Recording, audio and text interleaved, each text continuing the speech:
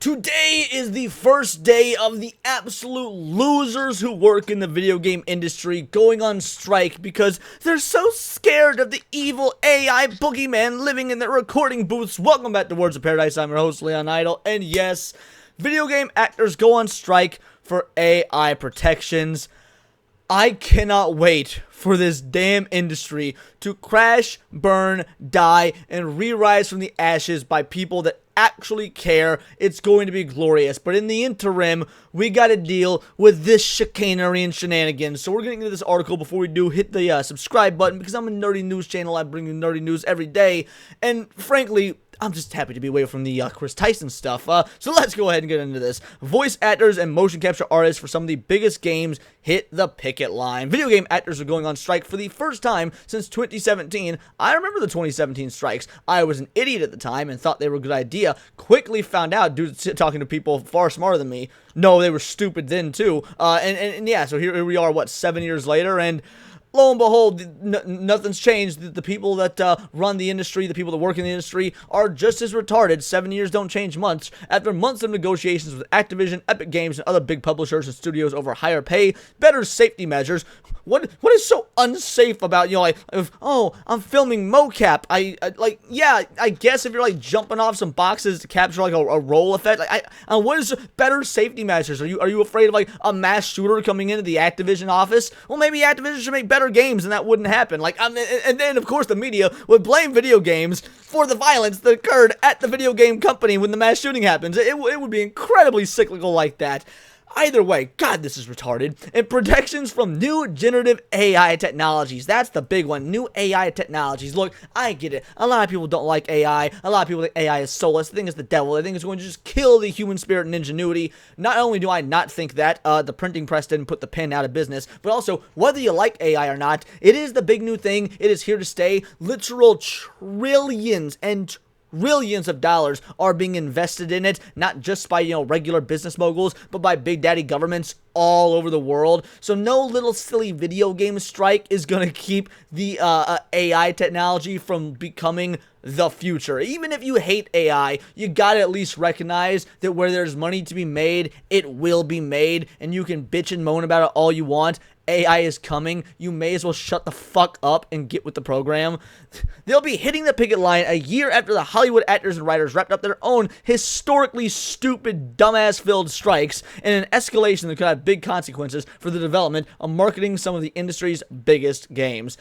Games that were going to flop anyway 9 times out of 10, because just like Kotaku was on the verge of dying, so was the video game industry as a whole, because they are atrocious wastes of space as of late. Or did you not see the numbers for Concord? Or did you not see the numbers for Flintlock? I mean, you're still trying to pretend that the industry is doing fine after writing at least dozens of articles in the last year about how many thousands of layoffs have happened in the video game industry. Over 25,000 layoffs in the last, I believe, year and a half have happened. I don't even know who's left to be on strike, if I'm being honest with you. Members of the Screen Actors Guild, American Federation of Television and Radio Artists, SAG-AFTRA, voted last fall to authorize the strike, citing unwillingness of big game companies to budge on guaranteeing performers' rights over how their work is used in training AI or creating AI-generated copies. Roughly 2,600 voice actors and motion capture artists, including talents like Troy Baker from The Last of Us, Jennifer Hale from Mass Effect, and Matt Mercer from The Legend of Zelda Tears of the Kingdom. Look, if you're gonna talk about Matt Mercer, why don't you give him the Leon Kennedy credit? Like why the Ganondorf credit that he doesn't have near as many lines anyway? Have been working without an interactive media agreement since November 2022. The strike starts today, July 26th at 12:01 a.m. So by the time you're seeing this, the strike's actually been going on for 14 hours or so, give or take. The video game industry generates billions of dollars in profit annually. Exactly. Billions of dollars in profit annually. You think they're gonna give that up because your fifis are heard about some self-learning robots? The driving force behind... By the way, you work in the video game industry, which means growing up, you were probably reading stories about AI, and you were hearing and playing video games that had to deal with AI, and like early inceptions of artificial intelligence in terms of the way the enemies are programmed to like attack the player character. Like, you are in an industry that has been shaped and formed and molded by the concepts of AI But now the cat's out of the bag, the beast is out of the cage, and you're fucking terrified. For no reason at all, by the way. The driving force behind the success is the creative people who design and create those games, Chief Negotiator Duncan Crabtree Ireland said in a statement. Wrong! Flat wrong! This is the part of the article that I hate the most. Let's read this again and see if you can tell me what's wrong with this statement. The driving force behind that success, the success of creating billions of dollars of profit annually, is the creative people who design and create those games. No, it's not. The driving force behind the success is the people like me and the people like you watching who actually go out and spend money on video games to get more games made, to finance more games, to have these experiences, to talk about them online, to play with our friends, to post pictures, and keep the industry rolling. At the end of the day, we are the driving force behind the video game industry, because the moment we collectively decide we don't want this anymore, your whole billion-dollar industry is outski, is donezo, is gone, baby girl. So yes, let's just go ahead and put you in your place, take you off that high horse, Duncan Crabtree Ireland, and realize that we the gamer, we the people, are the true reason for your success, and we are also the reason for your failing success as of late, because we are rejecting your dog shit industry.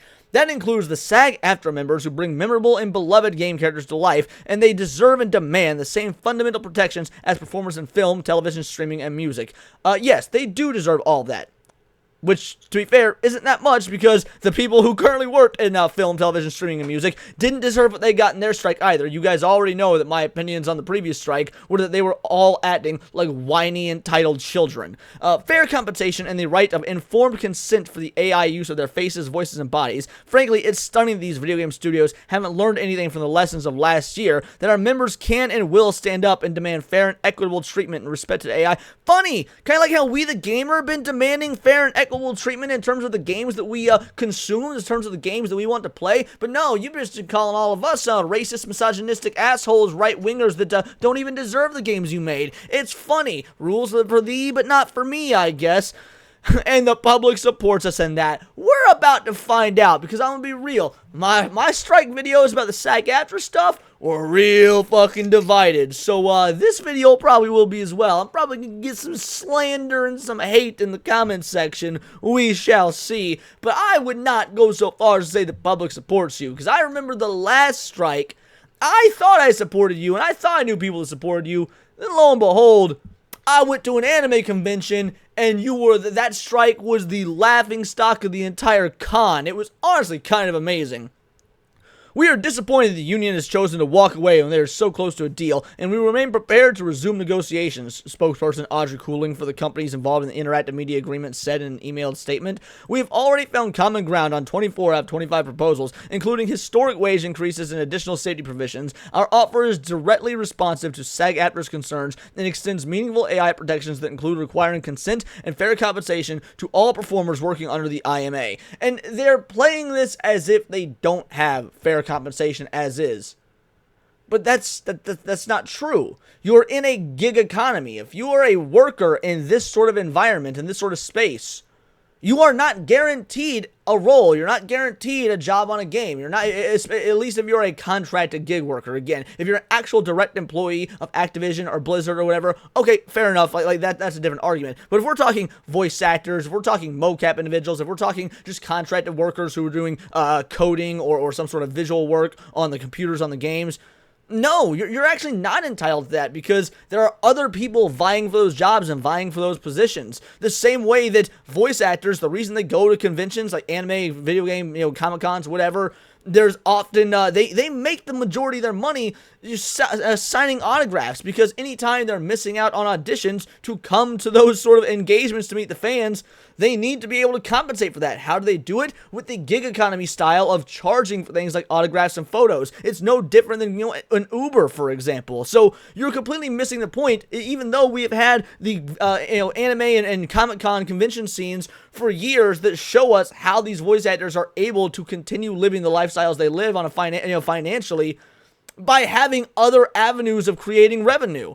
These terms are strong, the strongest in the entertainment industry. It sounds like a Trump quote. While games set to come out this fall like Dragon Age Veilguard, which is also going to flop so damn hard, who recently revealed voice cast includes several guild members, likely already have their voice and motion capture work completed, the strike means the SAG-AFTRA members would be unavailable for projects that are years out and wouldn't be around to record for any potential last-minute rewrites for things that are closer to coming out. This is why we need to go back to the golden age of the 90s and early 2000s. Games that relied far less on these whiny adult pretenders and were more about the actual games themselves. I mean, yes, video games had voice acting by that point. Yes, video games were becoming to be more and more of an art form when you look at things like Shadow of the Colossus. But in general, they weren't just fucking playable movies like they are now. So maybe we can get a step back to like, oh, let's say 1998 through like 2008, like that period of gaming. We might actually be doing something. Maybe these strikes will be good because they will hold out forever to the point where the industry just rejects them and sort of gives a soft reboot of the entire industry, shall we say, and they'll just go back to the methods of creating video games that were done in the era I'm referring to, and we will actually be getting good quality projects and products from that new shift in mindset. Games relied much less on actor performances in the past, but most popular franchises are now fully voice acted, with the biggest budget productions using motion capture to transfer actors' real-life performances frame by frame into the game. And it's awful, and I hate it. Most times, it's not good, or at least it's not any better than back in the day. I'm gonna be real. I've been playing a lot of Devil May Cry 5 lately. I love the game. It's gorgeous. It's a lot of fun. The motion capture is phenomenal. My favorite is still Devil May Cry 3, 100% polygonal, like old school PS2 era when they weren't doing anything like near to the effect they're doing now. Like, if you gave me the option to play Devil May Cry 5 or Devil May Cry 3, I'm gonna choose 3 every time. Just because the 5 looks shiny and new and whatnot doesn't inherently make it better. So yeah, I don't care about your window dressing. I want the game to be good. I don't even care about it. I'm gonna be real. I'm done. We're done covering this article. It's a trash Kotaku article anyway, where they're just talking about, oh, poor me, poor pervy people that get to work in the upper echelon of the video game community and go to all the fancy conventions and get to have these adoring fan bases. And dude, shut the fuck up.